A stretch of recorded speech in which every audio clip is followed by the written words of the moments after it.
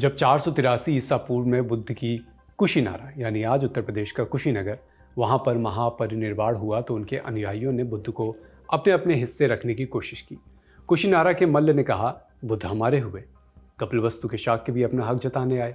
मगध का राजा अजातशत्रु भी आया। राजगृह, वैशाली, कपिलवस्तु, अल्लकप्पा, इसके अलावा रामग्राम, वेथ, दीप, पावा, कुशीनारा और पिपरहवा, इन्हीं जगहों पर बुद्ध की अस्थियां और उनके साथ कुछ बहुमूल्य वस्तुएं भी स्तूपों में दबा दी गईं। 2 स्तूप और भी बने।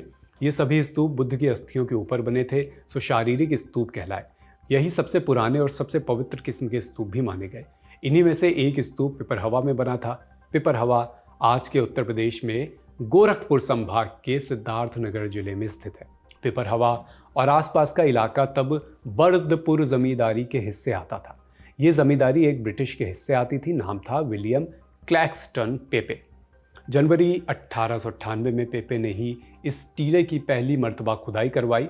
ज़मीन सपाट करने के चलते पेपे को यहाँ कुछ पुराना स्ट्रक्चर दिखाई दिया। एक तरफ से करीब 20 फीट गहराई तक खोदने पर पेपे को यहाँ कुछ बेशकीमती मिला। 1900 में विलियम पेपे बर्दपुर एस्टेट के मैनेजर की हैसियत से रिटायर हुए।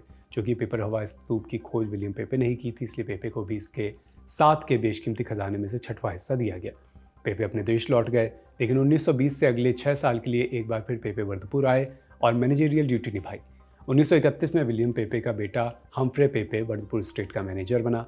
1937 में जब पेपे नहीं रहे तो हम्फ्रे बुद्ध स्तूप से मिले खजाने के हिस्से को लेकर वापस ब्रिटेन लौट गए, जहां उसने इसकी प्रदर्शनी दिखानी उस समय शुरू कर दी।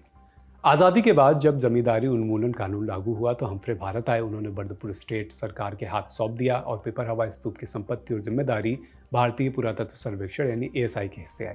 लेकिन इन बहुमूल्य अवशेषों का एक हिस्सा हम्फ्रे इंग्लैंड भी रख आए थे, छोड़ आए थे वहीं पर। भारत आज़ाद हुआ सो देश की प्रगति के साथ इतिहास भी नए सिरे से लिखा जाना शुरू हुआ। नई खोजें, नए शोध जारी हुए।